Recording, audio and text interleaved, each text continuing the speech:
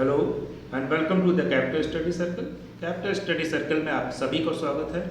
तो जैसा कि हमारा प्रैक्टिस सेट चल रहा है पॉलिटिकल साइंस के लिए यूपी टीजीटी पीजीटी जो सिविक्स से दे रहे हैं, या UP HSC net JRF political science से, या केवीएस दे रहे हैं, या कोई भी अदर एग्ज़ाम दे रहे हैं जिसमें पॉलिटिकल साइंस से रिलेटेड कोई भी क्वेश्चन आता है, तो उसके लिए आप ये टेस्ट सीरीज ज्वाइन कर सकते हैं और ये काफ़ी इम्पोर्टेंट है।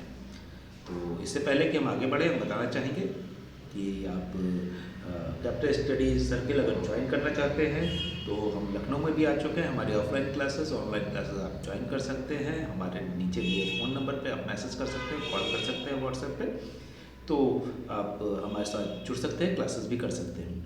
इसके अलावा आई होप कि आप लोगों की तैयारी अच्छी चल रही होगी। कुछ ही दिनों में नोटिफिकेशन आने वाला है, बहुत सी जानकारियाँ मिल रही है और जिस तरह से हमें रिस्पॉन्स आ रहा है, जितनी क्वेरीज आ रही हैं, लोग अलग अलग तरह से क्वेश्चन और नए नए क्वेश्चन भेजते हैं, उसके बारे में पूछते हैं, कभी पीडीएफ के बारे में जानकारी ले रहे हैं, तो इसका मतलब है काफ़ी लोग सीरियसली लगे हुए हैं। तो जो लोग नहीं लगे हैं वो और सीरियस हो जाएं, क्योंकि उन्हीं का कंपटीशन बढ़ने वाला है और ऑब्वियसली कि जो तैयारी में है उनको थोड़ी सी और मेहनत करने की ज़रूरत है।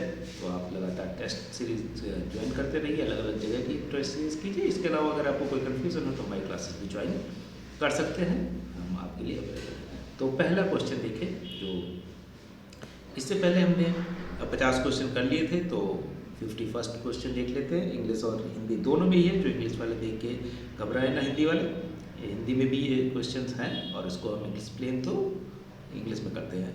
और no need to worry about English thing also, कि जो इंग्लिश में है तो उनको कि इंग्लिश में भी हम एक्सप्लेन करते हैं। तो बहुत से बच्चे हमारे इंग्लिश में पढ़ते हैं, या बाहर जो यूपी से बाहर के भी जो स्टेट्स हैं वहाँ पे कई बार बहुत से यूनिवर्सिटीज़ में इंग्लिश में पढ़ाई होती है, तो वहाँ भी ज़रूरी है आप लोगों को कि इंग्लिश में भी आना चाहिए। तो चलिए पहला क्वेश्चन देख लेते हैं। 73rd constitutional amendment provided for a constitutional status to rural and urban bodies, 3-tier system for all panchayat raj institution, direct elections of chairperson and member of panchayati raj institution at all levels, audit of panchayat funds by CAG। तो एक तो है कि ये 73rd constitutional amendment और 74th constitutional amendment, ये बहुत important है। इसमें क्या हुआ था, यहाँ पे रूरल एरिया में पंचायती राज के लिए और 74th अर्बन एरिया में म्यूनसिपल कॉरपोरेशन या इस तरह के जितने भी इलेक्शंस होते हैं उन बॉडीज़ के लिए इम्प्लीमेंट किए गए। अब यहाँ पर पूछ रहा है कौन सा सही है, क्या चीज़ सही है। देखिए correct answer, constitutional status to rural and urban bodies. क्या हुआ ऐसा, कॉन्स्टिट्यूशनल अमेंडमेंट हुआ लेकिन कॉन्स्टिट्यूशनल स्टेटस मिला क्या अर्बन और रूरल बॉडी को। इसको जानने के लिए अगर आप थोड़ा सा अवेयर रहते हैं, थोड़ी सी जानकारी रखते हैं अपने आसपास के जो इलेक्शंस हो रहे हैं, क्योंकि अब जब पॉलिटिकल साइंस पढ़ते हैं तो अपने आसपास की जो पॉलिटिक्स हो रही है उसी से रिलेटेड क्वेश्चन आते हैं, उसी चीज़ों से संबंधित चीज़ें आती हैं, उसी चीज़ों को कभी थ्योरेटिकल होगा कभी प्रैक्टिकल, तो ये प्रैक्टिकल क्वेश्चन। तो आपने देखा होगा कि कॉन्स्टिट्यूशनल जो रूरल इलेक्शन पंचायत के इलेक्शन होते हैं, कभी होते हैं कभी नहीं होते, किस पे डिपेंड करता है, कौन कराता है, स्टेट। सेंटर का कंट्रोल नहीं होता, स्टेट इलेक्शन कमीशन भी कराता है, इसको सेंट्रल इलेक्शन कमीशन नहीं कराता है। तो और कई बार डिले हो जाता है, 6 महीने साल भर नहीं कराते या 2 साल। अभी आज के समय देखेंगे, अगर यूपी के अंदर आप देख रहे हैं तो म्यूनसिपल कॉर्पोरेशन के इलेक्शन होने हैं लेकिन बहुत दिनों से टल गए हैं, कोर्ट में मामला है। तो ये जो चीज़ें हैं, तो इसका मतलब कॉन्स्टिट्यूशनल स्टेटस नहीं है, क्योंकि जैसे पार्लियामेंट के इलेक्शन होते हैं, स्टेट गवर्नमेंट के इलेक्शन होते हैं, वो 6 महीने से ज़्यादा नहीं हो सकते और विधानसभा भंग होने से पहले कई बार इलेक्शन कमीशन उसको करा देता है।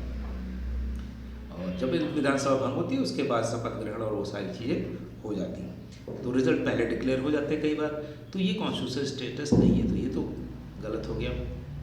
इसके अलावा आपने देखा होगा direct election of chairperson member of Panchayati Raj institution at all levels नहीं। आपने देखा है कि ब्लॉक प्रमुख या दूसरे जितने भी चेयरपर्सन होते हैं उनके इलेक्शंस में काफ़ी जोड़ तोड़ होती है। जो रूरल एरिया से हैं उनको मालूम होगा, जो अर्बन एरिया से भी हैं तो न्यूज़ में देखते हैं ना कि चेयरपर्सन जो होता है उसके लिए जो ब्लॉक के जीते हुए हैं या प्रधान जो जीते हुए तो वो लोग वोटिंग करते हैं। तो डायरेक्ट इलेक्शन ये भी गलत हो गया।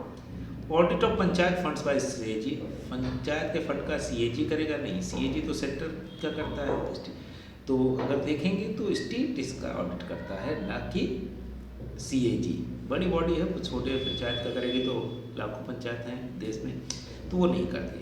तो सही आंसर क्या होगा? 3 tier system for all panchayat Raj institution, ये सही आंसर है। और ये बोला गया था कि 3 tier सिस्टम है और हर जगह पे 3 tier सिस्टम बनाया गया है, विलेज लेवल पे, ब्लॉक लेवल पे और डिस्ट्रिक्ट लेवल पे 3 tier। और डिस्ट्रिक्ट के बाद तो ऊपर जो है हमारा विधानसभा होती है या विधायक जो होते हैं, उसके ऊपर एमएलए एमपी होते हैं जो लोकसभा को रिप्रेजेंट करते हैं, वो एक अलग, वो पहले से ही कॉन्स्टिट्यूशनल है। लेकिन ये जो चीज़ है 3 tier बाद में इम्प्लीमेंट की गई 73rd और 74th। 73rd में पंचायती राज और म्यूनसिपल कॉरपोरेशन या अर्बन लोकल बॉडी। तो ये ध्यान में रखिए, ये सारी चीज़ें बताया क्योंकि इसको याद रखेंगे तो किसी भी तरह ट्रिक घुमा के 4, 10 कुछ भी दे दे, आप लॉजिक लगा के अपने आसपास के जो एग्जाम्पल है उनसे लेके आप इसको सही कर सकते हैं। तो इजी क्वेश्चन भी था, at the same time difficult था। हिंदी में देख लेते हैं उस सेम चीज़ को, हिंदी में मैंने एक्सप्लेन किया। 73rd में संविधान संशोधन की व्यवस्था की गई, ग्रामीण और शहरी निकायों को संवैधानिक दर्जा दिया गया नहीं दिया गया, पंचायती राज की सभी संस्थाओं के लिए त्रिस्तरीय व्यवस्था की गई, सही। पंचायती राज के सभी स्तरों पर अध्यक्षों और सदस्यों का प्रत्यक्ष चुनाव नहीं होता, अप्रत्यक्ष भी होता है, कई बार अप्रत्यक्ष हो भी सकता है, स्टेट डिसाइड। कैग नियंत्रक और महालेखा परीक्षक द्वारा पंचायती राज की निधियों की लेखा परीक्षा, सही उत्तर केवल भी सही है। तो अभी हमने बात कर ली, तो आगे बढ़ते हैं 51 के बाद 52। 52 नंबर क्वेश्चन क्या कह रहा है? 52, the central information commission consist of the chief information commissioner and information commissioner. अब देखिए कि सेंट्रल इंफॉर्मेशन कमीशन की बात हो रही है कि कौन कौन उसमें रहते हैं। केंद्रीय सूचना आयोग के मुख्य सूचना आयुक्त और सूचना आयुक्त होते हैं जिनकी संख्या, आप संख्या एक तो मुख्य चीफ इंफॉर्मेशन कमीशन हो गया, जैसे चीफ इलेक्शन कमीशन होता है, और 2 इलेक्शन कमिश्नर होते हैं, एक चीफ इलेक्शन कमिश्नर और 2 इलेक्शन कमिश्नर। अब जो विजिलेंस डिपार्टमेंट, केंद्रीय सूचना आयोग जो है, सॉरी विजिलेंस नहीं, सूचना इंफॉर्मेशन कमीशन है, उसमें कितने हो सकते हैं मैक्सिमम? तो इसकी संख्या कितनी हो सकती है? Not exceeding 3 in number, not exceeding 5 in number, not exceeding 7 in number, not exceeding 10 in number। तो नॉट एक्सीडिंग 10 in number या संख्या 10 से अधिक नहीं होती। एक तो मुख्य सूचना चीफ इंफॉर्मेशन ऑफिसर होगा, इसके अलावा जो इंफॉर्मेशन ऑफिसर होंगे वो कितने होंगे? वो 10 से ज़्यादा नहीं हो सकते। तो ये सही आंसर 4th हो गया इसका। आगे बढ़ते हैं, ये इंपॉर्टेंट क्वेश्चन है, ये देखिए आसपास प्रैक्टिकल चीज़ों से ये चीज़ें निकल रही हैं, इसलिए ज़रूरी है। अब आगे बढ़ते हैं। Who among the following said development administration is an action oriented and goal oriented administrative system? निम्नलिखित में से किसने कहा विकास प्रशासन एक कार्योन्मुखी उद्देश्योन्मुखी प्रशासनिक व्यवस्था है? ये क्वेश्चन बहुत बार पूछा जाता है क्योंकि ये थोड़ा सा ट्रिकी है, जिसको याद है वो बिल्कुल सही करेगा, जिसको नहीं याद है इसमें लॉजिक नहीं लग पाता है क्योंकि ये स्टेटमेंट है। तो स्टेटमेंट का लॉजिक तो नहीं लगेगा। तो स्टेटमेंट किसका है? F.W. Riggs, Edward Weidner, Ferrel Heady, H. Walker. तो किसका हो सकता है? ये गेस भी कर सकते हैं, ये है एडवर्ड वेडनर का। 2 इसका सही आंसर है। एडवर्ड वेडनर ने कहा कि जो विकास प्रशासन का कार्य उन्मुखी तथा उद्देश्य उन्मुखी प्रशासनिक व्यवस्था है, development administration is an action oriented and goal oriented, कि एक्शन भी होना चाहिए, गोल भी अचीव करना चाहिए। कि ऐसा ना हो कि आप एक्शन तो बहुत कर रहे हैं, आपने जैसे सरकारें करती हैं कि हमने बहुत कुछ किया, हमने स्कूल खोल दिए, ये कर दिया, वो कर दिया, हमने ये भी किया, लेकिन अल्टीमेटली क्या हुआ? गोल रीच नहीं कर पाए। कि अगर हम चाहते हैं कि हेल्थ फैसिलिटीज़, हमने हॉस्पिटल खोल दिए, हमने दूसरी चीज़ें कर दी, हमने मशीन इतने वेंटिलेटर मंगा लिए, सब कुछ करने के बावजूद भी अगर हमारे पास डॉक्टर नहीं है या मैनेजमेंट सही नहीं है, तो गोल अचीव ना करने से क्या होगा? एक्शन तो कर रहे हैं लेकिन गोल नहीं अचीव हो रहा है। तो वो नहीं, तो इसी कहा एडवर्ड वेडनर ने कि मॉडर्न समय में, आज के समय डेवलपमेंट एडमिनिस्ट्रेशन की ज़रूरत है। आगे बढ़ जाते हैं 53 के बाद 54। Which of the following are the voluntary provision of the 73rd Constitutional Amendment Act? ये देखिए 73rd Constitutional Amendment Act 1992 जो है वो बहुत इम्पोर्टेंट है और साथ ही साथ 74th भी काफ़ी इम्पोर्टेंट है। तो अब इसमें देख सकते हैं कि क्या पूछा गया है। ये providing reservation for backward class 73rd constitutional amendment करता है। Setting up state finance commission 73rd constitutional amendment में ऐसा हुआ है कि नहीं। Making the panchayat autonomous body, yes. Giving the panchayat financial power in relation to taxes fees etc। तो इसमें पूछा है कि फॉलोइंग आर वॉलंटरी प्रोविजन कि क्या क्या चीज़ें हैं जो दी जा सकती हैं जो पंचायत को 73rd कॉन्स्टिट्यूशन में ऐसी चीज़ें कौन कौन सी मानी गई। तो सही है कि इस रिजर्वेशन बैकवर्ड क्लास को देते हैं, बहुत से स्टेट देते हैं, बहुत जहाँ पर नहीं है स्टेट के ऊपर है। कितना देंगे, वुमेन को भी देते हैं अलग से कई बार, और 33% तो मिनिमम देना है, उसके बाद बढ़ा सकते हैं। Setting up state finance commission, ये पंचायती राज के या कॉन्स्टिट्यूशनल अमेंडमेंट के थ्रू नहीं आया था। स्टेट फाइनेंस कमीशन तो विधानसभा बनाती है स्टेट फाइनेंस कमीशन। बाकी ठीक है, मेकिंग पंचायत ऑटोनोमस बॉडी होती है, काफ़ी डिसीजन, बहुत से डिसीजन ले सकते हैं। Giving panchayat financial power in relation to taxes fees etc। ऐसा नहीं कि सारे टैक्सेस, लेकिन कुछ टैक्सेस फीस कलेक्ट कर सकती है, जैसे पंचायत भी करती है अलग छोटे मोटे जो टैक्सेस हैं। और उसी तरह से कुछ म्यूनसिपल कॉर्पोरेशन जो है वो टैक्सेस कलेक्ट करती है, बाकी तो टैक्स कलेक्ट करने के लिए गवर्नमेंट की दूसरी बॉडी है। तो ये बी जिसमें नहीं होगा वो है ACD, आप देख सकते हैं 4 इसका सही आंसर हो जाएगा। 54 का हमारा सही आंसर 4 है। इसको हम आगे बढ़ते हैं, हिंदी में भी देख लेते हैं एक बार। 73वें संविधान संशोधन अधिनियम 1992 में निम्नलिखित में से कौन से स्वैच्छिक प्रावधान है? पिछड़े वर्ग को आरक्षण प्रदान करना बिल्कुल है। राज्य वित्त आयोग की स्थापना करना, ये इसका नहीं है। पंचायती राज को स्वायत्त निकाय बनाना सही है।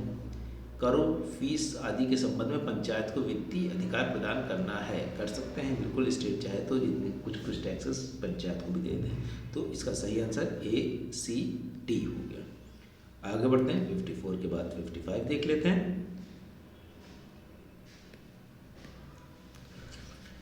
Match the list with list 2, select the correct answer from the code given below। होता committee, Santhanam committee, Sarkaria commission, Yashpal committee. अब देखिए सारा अगर आपको ना भी मालूम हो, कुछ चीज़ें मालूम है, जैसे अगर आपको मालूम है सरकारिया और संतानम, ये तो बहुत कॉमन है। तो सरकारिया किससे है? Centre state relation. तो आप देख सकते हैं C का 1 है किसमें? इन दोनों में है। C का 1 इन दोनों में है। संतानम कमेटी किस में हो जाएगी? ये जो है प्रिवेंशन ऑफ करप्शन था। यशपाल कमेटी हायर एजुकेशन, ये आपको मालूम होना चाहिए, हायर एजुकेशन में है यशपाल कमेटी। बहुत बड़े साइंटिस्ट थे, अगर आप लोग शायद ना जानते हो, बहुत पहले टीवी में हम लोग जब छोटे थे तो देखते थे प्रोफेसर यशपाल बड़े साइंटिस्ट थे। और ये जो थे इनका एक सीरियल आता है टर्निंग पॉइंट, उसमें साइंटिफिक चीज़ों के बारे में ये बताते थे। हायर एजुकेशन रिफॉर्म के बारे में इन्होंने रिपोर्ट दी थी। तो D का 4 देख लीजिए किसमें, इसमें है। B का 3 हमने देख लिया, संतानम को बोल दिया प्रिवेंशन। और A का 2 होता किसके लिए? होता कमेटी सिविल सर्विसेज रिफॉर्म के लिए। ये भी जो सिविल सर्विसेज तैयारी कर रहे हैं उनके लिए तो बहुत इंपॉर्टेंट है। होता कमेटी आपको मालूम भी होगा। तो इसका सही आंसर 2 होगा। हिंदी में सेम चीज़ को देख लेते हैं। होता समिति किसके लिए होगा? सिविल सेवा सुधार के लिए। संतानम भ्रष्टाचार की रोकथाम के लिए। सरकारी आयोग केंद्र सरकार जो केंद्र राज्य संबंध में। यशपाल उच्च शिक्षा के लिए। तो 2 इसका सही आंसर है। और आपको याद रखना है यशपाल समिति उच्च शिक्षा में आप लोग हैं और उच्च शिक्षा में आप लोग पढ़ाएंगे भी, तो यशपाल समिति के बारे में आपको मालूम होना चाहिए। और जो लोग साथ ही साथ सिविल सेवा की तैयारी भी कर रहे हैं उनको होता समिति के बारे में भी मालूम होना चाहिए। संतानम भ्रष्टाचार, ये सभी को मालूम होना चाहिए। भ्रष्टाचार से सभी लोग वाकिफ भी हैं और भुक्तभोगी भी है, कह सकते हैं एक तरह से। तो उसका कह सकते हैं कि विक्टिम भी है। सरकारी आयोग केंद्र राज्य जो है संबंध के ऊपर बहुत ज़्यादा इम्पोर्टेंट है। ये बहुत बार पूछा जाता है घुमा फिरा के अलग अलग। तो आगे बढ़ते हैं 55 के बाद 56। 56 नंबर क्वेश्चन क्या कह रहा है? Promotion to higher position involves. अब ये पब्लिक एडमिनिस्ट्रेशन का क्वेश्चन हो गया कि जब आप प्रमोट किए जाते हैं, आपका प्रमोशन होता है, तो क्या चीज़ चेंज होती है? Change of title, change of पे, चेंज ऑफ ड्यूटीज, रिस्पॉन्सिबिलिटीज। तो क्या चीज़ चेंज होगा? चेंज ऑफ टाइटल बिल्कुल, अगर आप मान लीजिए आप बैंक में मैनेजर हैं, हो सकता है आप ब्रांच मैनेजर बन जाए, एक ब्रांच के पूरे हो जाए, उससे ऊपर भी धीरे धीरे होता रहेगा। इसके बाद चेंज ऑफ पे, आपकी सैलरी भी बढ़ेगी, ड्यूटीज़ भी बढ़ेंगे। पहले आप अपना काम सिर्फ करते थे, अब आपकी पूरे बैंक की जिम्मेदारी आ गई। चेंज ऑफ रिस्पॉन्सिबिलिटी बिल्कुल। तो इसका सही आंसर क्या होना चाहिए 56 का? और ABCD। तो सभी कुछ प्रमोशन होने से तो सभी कुछ बढ़ता ही है। इसमें लॉजिक लगा सकते हैं। उच्च पद पर प्रोन्नति में सम्मिलित है। पद में परिवर्तन, वेतन में परिवर्तन, कर्तव्यों में परिवर्तन, उत्तरदायित्व में परिवर्तन। सभी पद में भी होगा, वेतन में, कर्तव्यों में, उत्तरदायित्व में, सब में परिवर्तन होगा जब आपको पदोन्नति मिलती है। तो आगे बढ़ते हैं 56 के बाद 57 देख लेते हैं। The process by which the selected candidate is sent for an appointment is known as। अब इसको हिंदी में देख ले। वह कौन सी प्रक्रिया है जिसके द्वारा एक चयनित उम्मीदवार को नियुक्ति के लिए बुलावा भेजा जाता है? ये किसके थ्रू जो है कि बुलावा भेजा जाता है कि अब आप काबिल हैं, अपॉइंटमेंट हो सकता है अब आपका? कौन सा प्रोसेस होता है? सिलेक्शन। एक्चुअली तो सारे ही हैं, लेकिन लास्ट जो होगा वो क्या होगा? Appointment, certification, placement. चयन, नियुक्ति, प्रमाणीकरण, पद स्थापन। तो सर्टिफिकेशन जो है, प्रमाणीकरण हो गया, आपका एग्ज़ाम दिया आपने, टेस्ट दिया, सब कुछ हो गया, उसके बाद आपने डॉक्यूमेंट्स से लेके कैरेक्टर तक आपका प्रमाणित किया गया, फिर उसका आपके बाद अपॉइंटमेंट कर दिया जाएगा। तो प्रमाणीकरण जो है C इसका सही आंसर हो गया।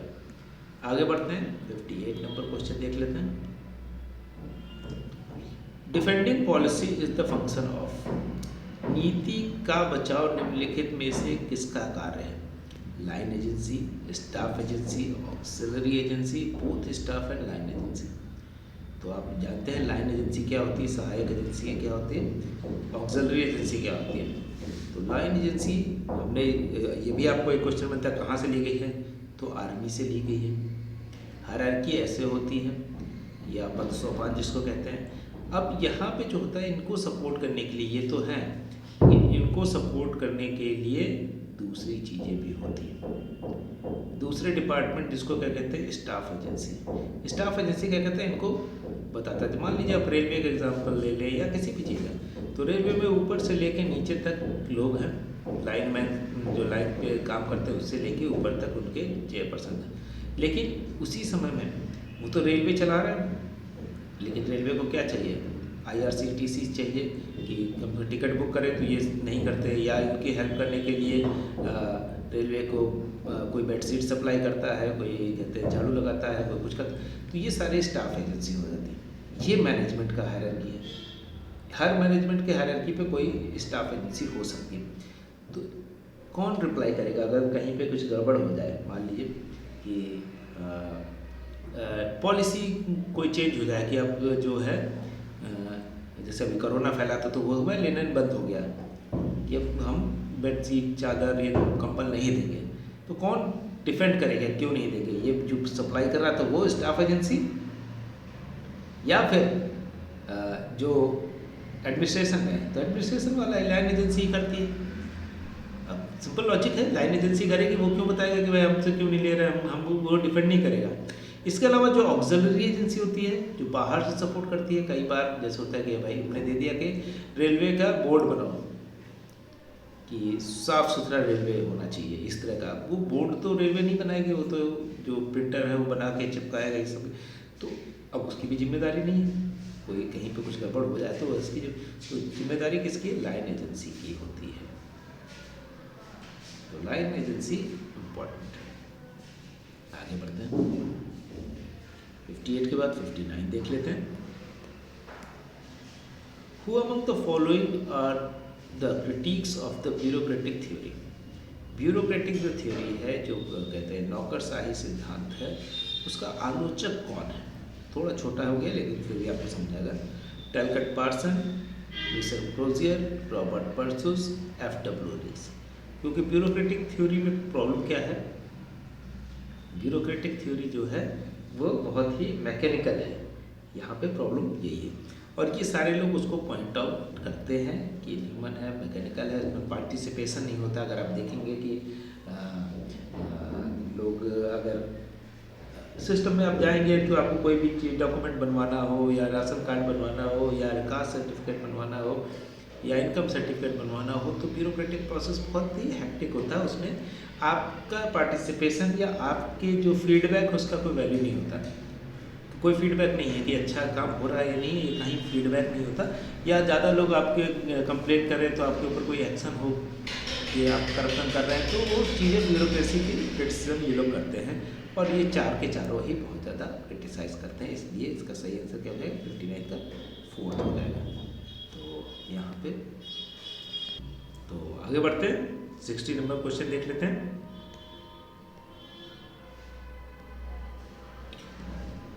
60 में क्या कह रहा है? Who among the following rejected the politics administration dichotomy? Woodrow Wilson, Frank कोंडो, हर्बर्ट साइमन, रॉबर्ट मैर्डर। तो निम्नलिखित में से किसने राजनीतिक प्रशासन द्विभाजन को अस्वीकृत किया? एक्चुअली जो था कि ये माना गया कि पहले ये माना जाता था कि पॉलिटिक्स जो है, शुरुआत में अगर देखें तो पॉलिटिकल साइंस में ही पब्लिक एडमिनिस्ट्रेशन पढ़ा जाता था, इसका अलग से कोई सब्जेक्ट नहीं था। और माना जाता था कि जैसी पॉलिटिक्स होगी, जैसे सरकार होगी, वैसा एडमिनिस्ट्रेशन होगा। तो एडमिनिस्ट्रेशन अलग से अपना कोई रोल प्ले नहीं करता। और इसकी शुरुआत करने वाले कौन है? Woodrow Wilson, father of public administration. उन्होंने इसको अलग किया कि पॉलिटिक्स से अलग होता है पब्लिक एडमिनिस्ट्रेशन। पब्लिक एडमिनिस्ट्रेशन चलता रहता है, पॉलिटिक्स चेंज होती रहती है। तो बहुत से लोगों ने, ज़्यादातर लोगों ने इसको एक्सेप्ट किया। लेकिन हर्बर्ट साइमन जो हैं वो कहते हैं कि नहीं, ऐसा कुछ नहीं है, पॉलिटिक्स जैसी होगी वैसा ही एडमिनिस्ट्रेशन होगा। तो ये इसको कुछ हद तक सही भी है कि अगर पॉलिटिक्स सही रहेगी तो एडमिनिस्ट्रेशन सही रहेगा। ये कहना कि एडमिनिस्ट्रेशन तो सही काम नहीं कर रहा, या करप्ट है, या ढीला है, या कुछ भी गलत कर रहा है, तो उससे पॉलिटिक्स को जिम्मेदार न ठहराना ये भी गलत होगा। तो पॉलिटिक्स भी उस हिसाब से जिम्मेदार होती है कि जैसे कहीं क्राइम हो रहा है तो ये कहना कि गवर्नमेंट तो स्ट्रिक्ट है लेकिन लोकल थाने पे लोग स्ट्रिक्ट नहीं, तो ये कहना गलत होगा।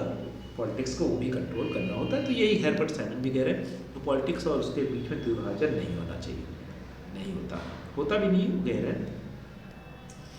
61 Who was the opinion that survival depends on the state's material capability and its alliance with the other states?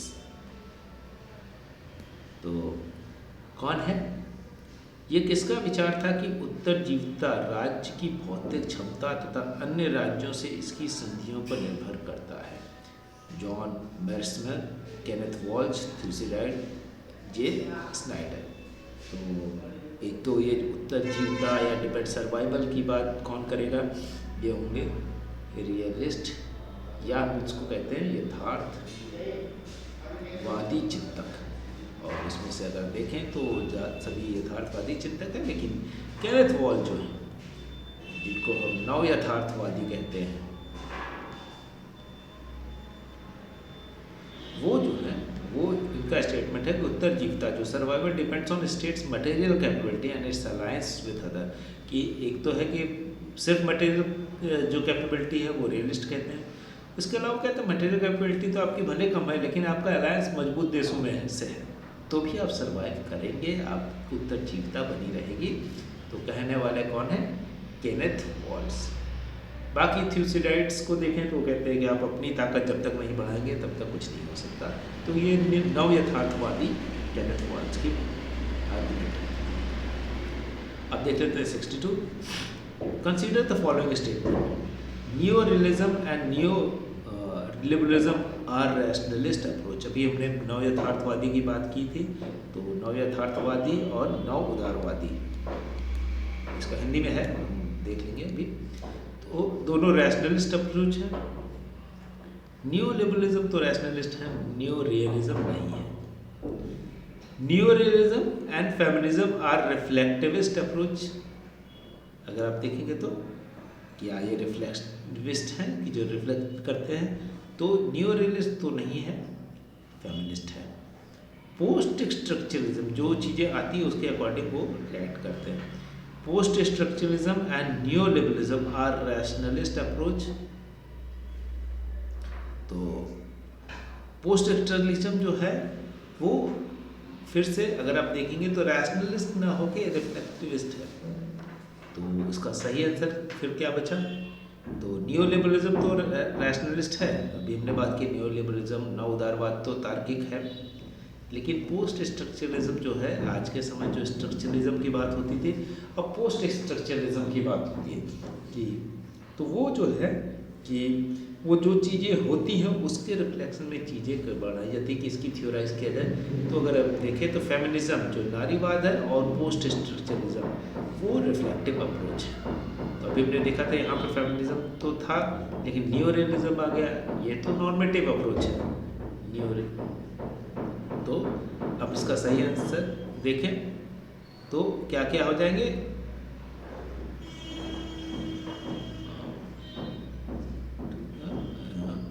ए, ये डी हो जाएगा इसका, और ए, अच्छा ए भी है, नव या न्यू रियलिज्म, सॉरी ये भी सही था। क्यों? क्योंकि न्यू रियलिज्म जो है वो रैशनलिस्ट नहीं है, न्यू रियलिज्म जो है रैशनलिस्ट है। और ठीक है, ये दोनों का मतलब ए और डी हो जाएगा सही, ये तो है। और साथ ही साथ न्यू रियलिज्म होता, अगर यहाँ सिर्फ रियलिज्म होता तो ये भी गलत हो जाता, सॉरी। रियलिज्म जो होगा, न्यू रियलिज्म तार्किक है क्योंकि वो बहुत सी चीज़ें नई उसमें संशोधन किया गया। आगे बढ़ते हैं 62 के बाद, 62 का हिंदी में एक बार देख लेते हैं, फिर उसके बाद आगे बढ़ते हैं। निम्नलिखित कथनों पर विचार कीजिए। नव यथार्थवाद और नव उदारवाद तर्क बुद्धिवादी उपागम है, सही है।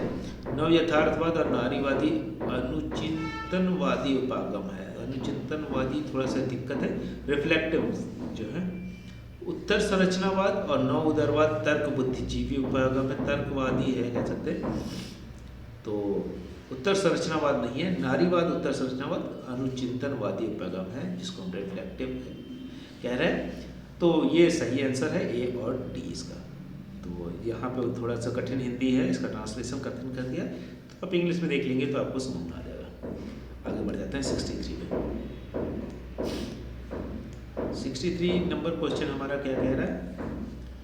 Which of the following statements are true about soft power. तो सॉफ्ट पावर के सिद्धांत में कौन सी चीज़ सही है और कौन सी चीज़ नहीं सही है, मतलब इसमें से ढूंढना कह सकते हैं कि soft power can be used by state actors. क्या सॉफ्ट पावर स्टेट एक्टर्स के साथ यूज़ कर सकते हैं? बिल्कुल कर सकता है। Soft power can be use by non state actor, ये भी कर सकता है। Soft power is an second phase of power, obviously पहला फेज जो है मिलिट्री, इकोनॉमी, ये सब चीज़ें हैं।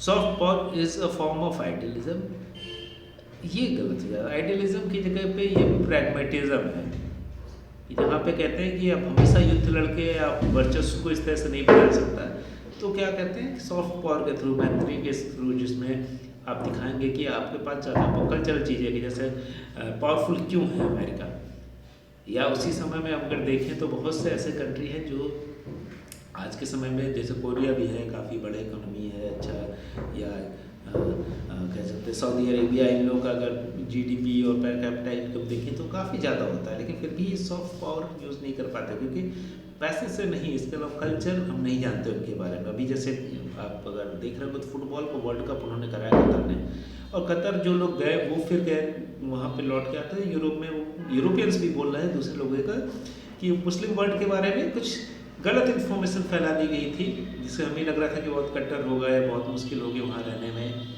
कैसे रहेंगे, लेकिन वो बहुत ही आसानी से रहे और काफ़ी उन्होंने इन्जॉय किया। तो उसमें उनका लगा कि वो मिसकॉन्सेप्शन था कतर के बारे में। तो अरब वर्ल्ड कल्चर, अब वो चीज़ क्या है, फुटबॉल क्यों ऑर्गेनाइज किया करते थे, पैसा खर्च किया, सब कुछ किया, क्यों किया? वो क्योंकि सॉफ्ट पावर के थ्रू अपने आप को बताना चाहते हैं कि आप आइए हमसे देखिए, अट्रैक्ट कीजिए, जो मिसकॉन्सेप्शन हमारे बारे में वो वैसा नहीं है। तो सॉफ्ट पावर कैपिटलिज्म को छोड़ के बाकी सारी चीज़ें है। आगे बढ़ते हैं। इससे पहले कि हम आगे बढ़ें, हिंदी में देख लेते हैं। नम्र शक्ति या सॉफ्ट पावर ही कई बार लिखा हो सकता है, क्योंकि आज वो टर्म बन गया सॉफ्ट पावर। नम्र शक्ति का उपयोग राज्यकर्ताओं द्वारा किया जा सकता है, बिल्कुल किया जा सकता है। नम्र शक्ति का उपयोग गैर राज्यकर्ताओं द्वारा भी किया जा सकता है, करते ही हैं। बड़े बड़े जैसे आप देखेंगे बिल गेट्स जो हैं चैरिटी करते हैं भारत में, पाकिस्तान में, दूसरे, तो वो क्या कहते हैं, नॉन स्टेट एक्टर है, स्टेट राज्य खुद नहीं है, लेकिन फिर भी वो करते हैं। उसके थ्रू उनके कंट्री की जो है पावर बढ़ दिखाती है कि हम इतने शक्तिशाली हैं कि हम दूसरे की मदद भी कर रहे हैं। नम्र शक्ति का दूसरा फलक है, बिल्कुल है, क्योंकि पहला क्या है, मिलिट्री और इकोनॉमी। भारत भी करता है, जैसे अगर देखेंगे पाकिस्तान में या नेपाल में या भूटान में कहीं भी कुछ गड़बड़ होता है तो वो मदद भी, आर्थिक मदद भी देता है भारत, या दूसरी चीज़ों की खाना पीना ये सब भी देता है। तो नम्र शक्ति का उपयोग करते हैं। आदर्शवादी नहीं है, तो ABC जो है ये सही होगा, 63 है। इसके बाद आगे बढ़ जाते हैं, 64 देख लेते हैं। Which one of the following is not a Kantian influence that acts as a constraint on war? निम्नलिखित में से कौन कांट के सिद्धांतों का प्रभाव नहीं है जो युद्ध पर नियंत्रण के रूप में कार्य करता है? Democracies will refrain from using force against other democracy, ये कांट की थ्योरी है। कह सकते हैं कि क्या होगा कि अगर प्रजातंत्र होगा, यहाँ हिंदी में देख सकते हैं, लोकतंत्र एवं अन्य लोकतंत्रों के विरुद्ध बल का प्रयोग करने से परहेज करेगा। कि अगर लोकतंत्र होगा तो एक लोकतंत्र दूसरे लोकतंत्र पे बल यूज करने से परहेज करेगा, क्योंकि वहाँ की जनता नहीं चाहेगी युद्ध हो, तो दूसरी तरफ की भी नहीं चाहेगी, जो युद्ध करना चाहता वहाँ की जनता भी नहीं चाहेगी, उनके अकॉर्डिंग है। और तो जनता ऐसी हो सकती है, जनता अलग अलग तरह की जनता को होमोजेनाइज करना अलग गलत होगा। कि बहुत सी जनता चाहेंगी कि अटैक हो जाए, लेकिन ज़्यादातर वो कह रहे हैं कि प्रजातंत्र में जब इलेक्टेड होगी, इसका मतलब उनका आइडिया कि जब प्रजातांत्रिक गवर्नमेंट चल रही होगी तो उसका मतलब उनके अंदर तार्किक बुद्धि होगी, और वो तार्किक बुद्धि चाहेगी कि दूसरे पड़ोसी देशों पे या दूसरे देशों पे अटैक ना हो। आर्थिक रूप से महत्वपूर्ण व्यापार शांतिपूर्ण संबंधों को बनाए रखने में प्रोत्साहन का निर्माण करता है।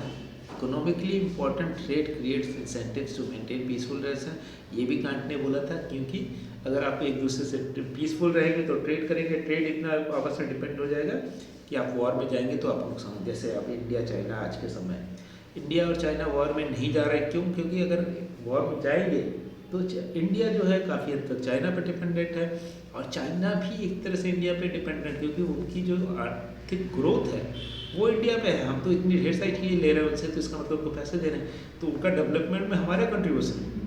उसके अलावा हमारे पास प्रोडक्ट है, हमारे पास सस्ते लैपटॉप है, फ़ोन है, या दूसरी चीज़ें हैं जो यूजुअली अगर हम अमेरिका के मार्केट से खरीदें या अमेरिकन मार्केट से जो आता है इंडिया में, वो जस्ट दोगुने तीगुने दाम पे मिलेगा, चाहे वो एप्पल का लैपटॉप हो या फ़ोन हो, चाहे जो 5-10,000 6,000 8,000 में शुरू हो जाते हैं, तो वो फ़ोन नहीं मिलेंगे। अगर आप देखेंगे कोरियन फ़ोन जो वो महंगे होते हैं, या एप्पल महंगा है, या दूसरे फ़ोन्स महंगे होते हैं, चाइनीज़ फ़ोन सस्ते हैं, तो दोनों एक दूसरे पे डिपेंडेंट हैं, इसीलिए वॉर नहीं हो रहा। अदरवाइज़ क्या होता है, इतना ताकतवर होने पे चाइना क्या कर सकता था, वो अटैक कर सकता था, लेकिन नहीं कर रहा है।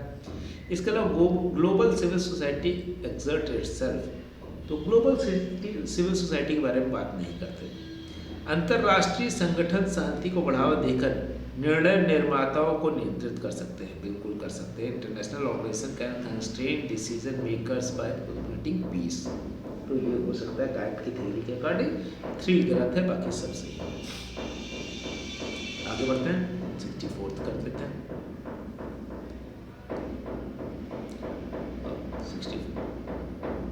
64 हो गया, 65th में क्या कहा जा रहा है कि find out the incorrect statement. तो सबसे पहले यह ध्यान रखिए, इनकरेक्ट स्टेटमेंट पूछ रहा है about John Galtung's model of conflict violence and peace. तो इसके बारे में ही suggested that conflict could be viewed as triangle with contradiction attitude and behaviour. तो यह है क्या? नहीं, ये ट्रायंगल की तरह नहीं देखते हैं। इसके अलावा ही talk of structure, culture and direct and indirect violence, ये नहीं, ये देखते हैं ट्रायंगल की तरह देखते हैं, ये चीज़ इनका डायरेक्ट एंड इनडायरेक्ट वायलेंस वाला नहीं। He discuss about peace building, peace making and peace keeping, ये भी नहीं है। He explained about direct war, proxy war and interstate war, ये सही है। इसका मतलब दो गलत है, बी एंड सी किस में गलत है? दो में। आगे बढ़ते हैं, हिंदी में देख लेते हैं कि जॉन गल्टुंग जो पीस थिंकर हैं, संघर्ष और हिंसा शांति के बारे में जॉन गल्टुंग के प्रतिमानों के बारे में गलत कथनों पर विचार कीजिए। उन्होंने सुझाव दिया कि संघर्ष के परस्पर विरोध मनोवृत्ति और व्यवहार के त्रिकोण के रूप में देखा सकता सही है। उन्होंने संरचनात्मक, सांस्कृतिक, प्रत्यक्ष और प्रत्यक्ष हिंसा की बात की नहीं। उन्होंने शांति निर्माण, शांति स्थापना और शांति की रक्षा की चर्चा की नहीं। उन्होंने प्रत्यक्ष युद्ध, छद्म युद्ध, अंतर्राज्य युद्ध की व्याख्या की सही। तो बी और सी गलत है, बाकी सभी सही है। आगे बढ़ जाते हैं, 65 के बाद 66 देख लेते हैं। फिर से मैच द फॉलोइंग आ गया और ये थोड़ा ट्रिकी हो जाते हैं। तो देखेंगे कि स्टीफन कार्सगर इन्होंने क्या लिखा, किससे रिलेटेड है, या आप इसमें से अगर जो इंटरनेशनल रिलेशन के स्टूडेंट हैं वो जानते हैं कि बैरी बुजन को from international to world society से जोड़ सकते हैं। बैरी बुजन, तो बैरी बुजन जो है वो किस में है? डी का टू किस में? सिर्फ एक ही में। तो ये सही हो गया। स्टीफन कार्सगर किस में हो जाएंगे? ए का 3 इंटरनेशनल रेजिम्स, बी का 1 J Rosenberg empire of civil society. तो ये बचे E.M. Wood empire of capital, ये याद रखिए। E.M. Wood empire of capital, इसको आप कह सकते हैं ब्रेटन वुड कॉन्फ्रेंस से देख सकते हैं। ब्रेटन वुड में क्या हुआ था? IMF और वर्ल्ड बैंक बने थे, और empire of capital, world bank और IMF क्या किसकी बात करते हैं? कैपिटल की बात करते हैं, मुद्रा की बात करते हैं। तो सही आंसर क्या हो जाएगा इसका? 2 हो जाएगा। तो हिंदी में देख लेते हैं इसी को। स्टीफन क्रेसर हमने बात की, इंटरनेशनल जो रेजिम्स हैं उसकी बात करते हैं। इसके अलावा जे रोजनबर्ग क्या है? Empire of civil society. E.M. Wood empire of capital. Barry Buzan from international to world society. Barry Buzan international relation में बहुत बड़ा नाम है और उनकी किताबें हम लोग पढ़ते हैं, तो इसलिए ये चीज़ें इसी तरह से मैच कर सकते हैं, सारी चीज़ें याद ना भी हो तो। आगे बढ़ते हैं 66 के बाद 67। विच of the following pair is mismatched? अब इसमें से कौन सी चीज़ मिसमैच है? वर्ल्ड और ग्लोबल सिक्योरिटी, जिसको हम वर्ल्ड और ग्लोबल सिक्योरिटी, देखिए यहाँ पे हिंदी में नहीं ट्रांसलेट किया। वर्ल्ड और ग्लोबल सिक्योरिटी जो है वो किससे रिलेटेड है? World community and human kind से बिल्कुल रिलेटेड है। इसके अलावा सोसाइटल सिक्योरिटी जो सामाजिक सुरक्षा है, सामाजिक आवश्यकताओं से जुड़ी हुई है? नहीं, सोशल सिक्योरिटी जो है वो सोसाइटल नीड से नहीं, उसकी कह सकते हैं कि उसके बेटरमेंट के लिए जुड़ी हुई है। इकोनॉमिक सिक्योरिटी जो होती है वेलफेयर के लिए जुड़ी, सही है। एनवायरमेंटल सिक्योरिटी रिसोर्सेज पे डिपेंड करती है, बिल्कुल डिपेंड करती है। सोसाइटल सिक्योरिटी जो सामाजिक सुरक्षा होती है वो सामाजिक आवश्यकताओं से जुड़ी नहीं, सामाजिक आवश्यकताएं अलग है, सामाजिक सुरक्षा हम कैसे देते हैं? जैसे सोशल जो गरीब हैं उनको हम खाने के लिए दें, या उनको कुछ बेसिक जो पेंशन है वो देते हैं, उसको हम सोशल सिक्योरिटी करते हैं। या ओल्ड एज को जो पेंशन देते हैं उनको हम कहते हैं कि ये सोशल सिक्योरिटी है। या जो विकलांग है या जो हैंडीकैप्ड है उनको अगर हम कुछ देते हैं तो वो सोशल सिक्योरिटी माना जाता है कि सोसाइटी में अगर कोई पैदा हुआ है तो सोसाइटी कलेक्टिवली उसकी रिस्पॉन्सिबिलिटी लेती है। तो 67 के बाद आगे बढ़ जाते हैं 68। Which of the following have emphasise in India's nuclear deterrent? India का जो भारत का है निम्नलिखित में से किसका प्रभाव भारत की परमाणु शक्ति निवारक पर आएगी? परमाणु शक्ति, large number and deterrent force क्या करेगा इंडिया? लार्ज नंबर पे नहीं, गलत हो जाएगा। तो ये तो पहले ही गलत हो गया। Nuclear parity and capability to retaliate, nuclear parity जो है कह सकते हैं अधिक संख्या और निवारक शक्ति, तो गलत हो गया। परमाणु समानता, प्रतिकार करने की क्षमता, प्रतिकार करने की क्षमता पे तो बात फिर भी कर सकता है, परमाणु समानता नहीं चाहता, वो नहीं चाहता कि सब लोग बराबर बराबर परमाणु हथियार रखें, इंडिया नहीं चाहता। Small number and capability to deter, इसका मतलब है कम संख्या तथा निवारण करने की क्षमता, कि कम से कम संख्या में अपने पास रखें, और निवारण जो डिटर करने की, कि खत्म करने की भी क्षमता होनी चाहिए, बिल्कुल इसको चाहता है भारत। निवारक बल तथा परमाणु समानता, समानता नहीं चाहता, क्योंकि ये अमेरिका और रूस और चाइना के बराबर अगर हो जाएगा तो पूरी दुनिया में ही परमाणु बम हो जाएंगे, तो समानता तो नहीं चाहता, लेकिन निवारण जरूर चाहता। तो इसका सही आंसर क्या हो जाएगा 68 का 3, 3 इसका सही आंसर। कम संख्या तथा निवारण करने की क्षमता, ये जरूरी है। आगे बढ़ते हैं 69 पे देख लेते हैं। Consider the following statement about national security council NSCI of India. It is a three-tier organization consisting of a strategy, policy group, and joint intelligence committee and national security advisory board. Minister for External Affairs, Defence, Home, Finance, and Commerce are its members. It was formed in the year 1998. The former national security advisor were Brijesh Mishra, Dixit, and KP Singh. तो इसमें से सही answer कौन सा है? Correct कौन सा है? करेक्ट ये है, ये तो सही है। It is the 3-tier organization consisting of strategic policy, joint intelligence committee and national security advisor board, सही। Minister for external affair, defence, home, finance commission are members, सही है। तो ए और बी सही होगा, ये दोनों गलत हो गए। तो इसको हिंदी में एक बार देख लेते हैं, फिर आगे बढ़ते हैं। भारत की राष्ट्रीय सुरक्षा परिषद NSC के बारे में निम्नलिखित कथनों पर विचार कीजिए। यह एक त्रिस्तरीय संगठन है जिसने सामरिक नीति समूह, संयुक्त खुफिया समिति एवं राष्ट्रीय सुरक्षा सलाहकार बोर्ड सम्मिलित है, सही है। विदेश मंत्री, रक्षा मंत्री, गृह मंत्री, वित्त मंत्री तथा वाणिज्य मंत्री इसके सदस्य हैं, सही है। इसकी स्थापना वर्ष 1998 में की गई, नहीं।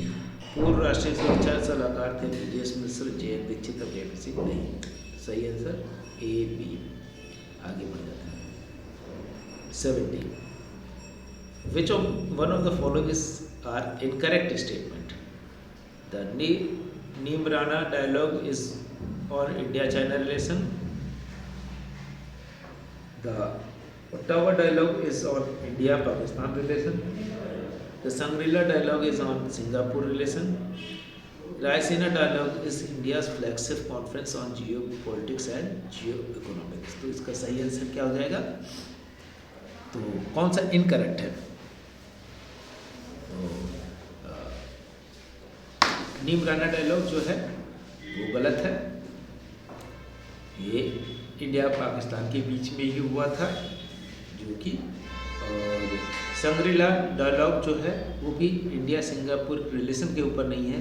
ये शंग्रीला डायलॉग होता है फॉरेन मिनिस्टर्स का और मिनिस्टर का एक ग्रुप है जो ईस्ट एशियन कंट्रीज़ के लोग मिल के, जिसको कह सकते हैं थिंक टैंक की तरह काम करते हैं, तो वो करते हैं। तो ये दोनों ही गलत है, बाकी सही है। ओटावा डायलॉग इंडिया पाकिस्तान जो है न्यूक्लियर को लेके कनाडा के अंदर एक डायलॉग हुआ था, वो सही है। और रायसीना डायलॉग तो सही है, ये होता है। शंग्रीला डायलॉग जो है ईस्ट एशियन कंट्री से, सिंगापुर नहीं, इसके अलावा मलेशिया, थाईलैंड, ये सारे लोग मिलते हैं और वहाँ पे शंग्रीला होटल जो है, अगर आप दिल्ली कभी जाए तो वहाँ शंग्रीला होटल है, वहाँ पे भी होता है। और सिंगापुर का शंग्रीला होटल से शुरुआत हुई थी, तो इसलिए शंग्रीला इसका नाम है। आगे बढ़ते हैं, इसको हिंदी में भी देख लें। 70 का निम्नलिखित में कौन सा कथन असत्य है? नीम-राना वार्ता भारत चीन के संबंध में विषय में, नहीं। ओटावा वार्ता भारत पाकिस्तान के संबंध में, ये न्यूक्लियर उसको लेके, और दूसरा ये पाकिस्तान को लेके ही थी। शंग्रीला वार्ता भारत सिंगापुर के संबंध में नहीं है, सिंगापुर भी है जिसमें ब्रेन स्टॉर्मिंग होती है। रायसीना वार्ता भू राजनीतिक और भू अर्थव्यवस्था का फ्लैगशिप सम्मेलन है, ये इम्पोर्टेंट है। रायसीना वार्ता ये याद रखिएगा। आगे बढ़िए 71। निम्नलिखित में से कौन सा कथन असत्य है? ये तो हमने देखा, 71 नहीं पहुंचे। अब देखिए, संयुक्त राष्ट्र संघ के संदर्भ में भारत की भूमिका विषय में निम्नलिखित कथनों पर विचार की, इनमें कौन सा कथन सत्य है? भारत संयुक्त राष्ट्र लोकतांत्रिक नीति का प्रमुख अंशदाता है क्या? बिल्कुल है। और वर्ष 1945 में सैन फ्रांसिस्को सम्मेलन में भारतीय प्रतिनिधिमंडल का नेतृत्व विजय लक्ष्मी पंडित ने किया था। बिल्कुल किया था। वर्ष 2001 में भारत ने अंतर्राष्ट्रीय आतंकवाद पर एक सम्मेलन के व्यापक प्रारूप का मार्ग प्रशस्त किया। तो इसको नहीं, ये नहीं किया, ये भी नहीं किया। भारत ने अन्य देशों के साथ चरणबद्ध तरीके से परमाणु हथियार को समाप्त करने की कार्य योजना 1996 और 2020 में प्रस्तुत की। सही है, ए और डी ही सही है। ए सही है, ये भी डी, लक्ष्मी विजय लक्ष्मी पंडित ने नहीं किया था। तो इसका सही आंसर क्या होगा? 3A और D। तो हमने 71 का इंग्लिश में भी देख लें। Consider the following statement about India's role in India's is majority contributor of UN democracy fund. Yes.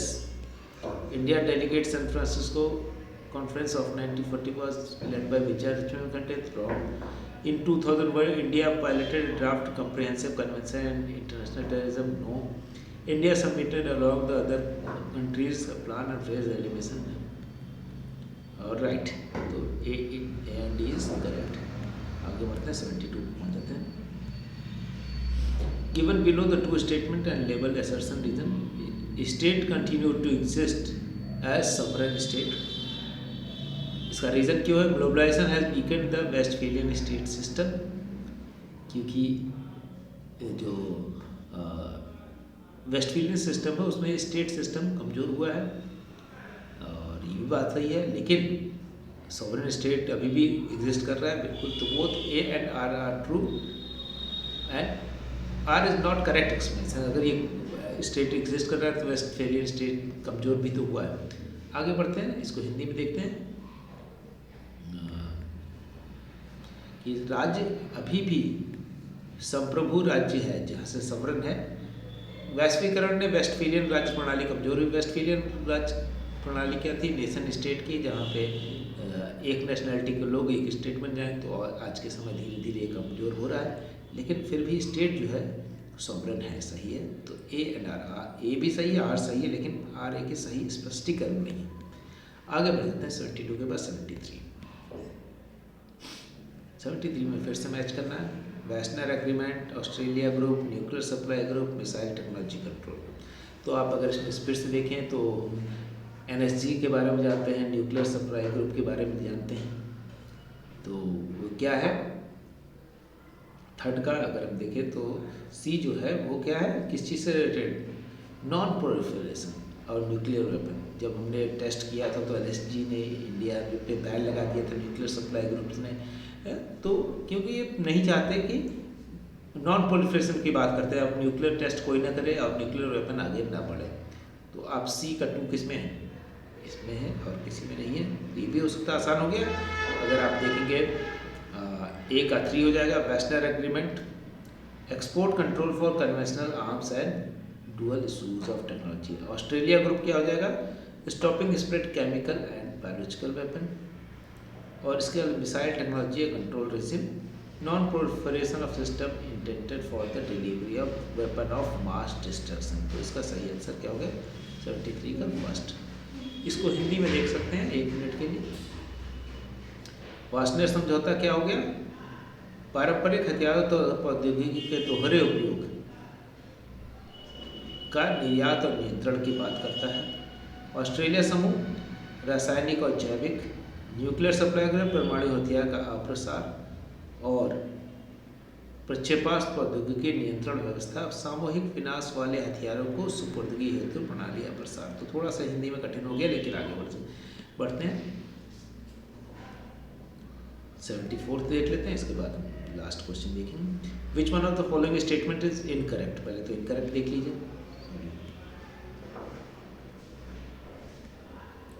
इसको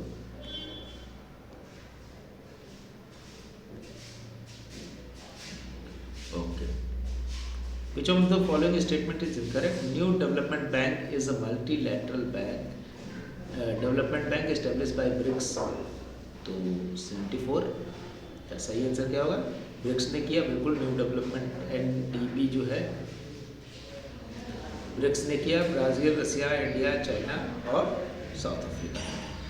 Asian infrastructure investment bank is an initiative of China, बिल्कुल सही। WTO recognizes least developed country as those which are designated as such by UNO, ये भी सही है। International Finance Corporation offers political risk insurance and encourage private sector development in developing countries, ऐसा नहीं है। International IFC जो है वो रिस्क इंश्योरेंस नहीं देता। तो न्यू डेवलपमेंट बैंक ब्रिक्स राष्ट्रों द्वारा स्थापित एक बहुपक्षीय बैंक विकास बैंक है, yes. Asian infrastructure investment bank चीन के प्रयासों से स्थापित एक बैंक है, बिल्कुल। विश्व व्यापार संगठन WTO उन देशों को सर्वाधिक अल्पविकसित देशों की मान्यता प्रदान करता है जिन्हें संयुक्त राष्ट्र संघ ने ऐसा निर्दिष्ट किया। अंतर्राष्ट्रीय वित्त निगम विकासशील देशों में राजनीतिक जोखिम बीमा प्रदान करता तथा निजी क्षेत्रीय विकास को प्रोत्साहित करता है, ये गलत है। तो 4th is wrong, rest of the things are good. Last question और हम देख सकते हैं,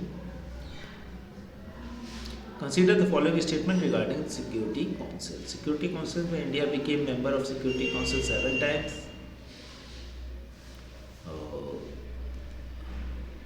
करेक्ट आंसर ढूंढना, yes, India became the security council member 7 times। Japan became a member of security council 11 times, ये भी सही है। It appoints non permanent member, नहीं, परमानेंट मेंबर्स जो है। It appoints secretary general, security council नहीं करता कि नॉन परमानेंट मेंबर का अपॉइंटमेंट या सेक्रेटरी जनरल का अपॉइंटमेंट, ये चीज़ें नहीं करता, ये दोनों गलत है। जापान एक तरह से कहते हैं, Japan became the member of security times 11 times and highest times, ये भी एक क्वेश्चन चेंज होकर बन सकता है। तो सही आंसर ये हो गया। आगे बढ़ते हैं, हिंदी देख लेते हैं। सुरक्षा परिषद के संबंध में निम्नलिखित कथनों पर विचार कीजिए। भारत सुरक्षा परिषद का सदस्य 7 बार बना, बिल्कुल बना। जापान सुरक्षा परिषद का सदस्य 11 बार बना, बिल्कुल, सबसे ज़्यादा यही बना है। स्थायी सदस्यों की नियुक्ति करता है, नहीं करता। महासचिव की नियुक्ति करता है, नहीं करता। तो A and D है इसका सही आंसर। अब यहाँ पे हम अपनी बात खत्म करते हैं। Thank you for watching. आपको अगर आप जुड़ना चाहते हैं, हमसे कोई भी हेल्प चाहते हैं, तो आप इस फ़ोन नंबर पर कॉल कर सकते हैं 6001203135 पे, व्हाट्सएप कर सकते हैं। वेबसाइट हमारी www.capitalstudycircle.com, Facebook, Instagram, Telegram capital study circle के नाम से है। ईमेल thecapitalstudy20@gmail.com के नाम से है। तो आप कभी भी अगर हमसे जुड़ना चाहें या किसी भी सब्जेक्ट का PDF चाहिए या आज तक कोई भी हेल्प चाहिए आपको, तो आप हमको कॉल, मैसेज या ईमेल कर सकते हैं। तो इसी के साथ अपनी बात खत्म करते हैं और तैयारी लगातार करते रहिए, तेज़ी से करिए, क्योंकि जल्दी ही एग्ज़ाम होने वाले हैं। तो जितनी तेज़ी से करेंगे, जितना रिवीजन करेंगे, जितनी बार पढ़ेंगे, उतना ही आपके चांसेस बढ़ जाएंगे। तो यहाँ पे अपनी बात खत्म करते हैं। Thank you very much.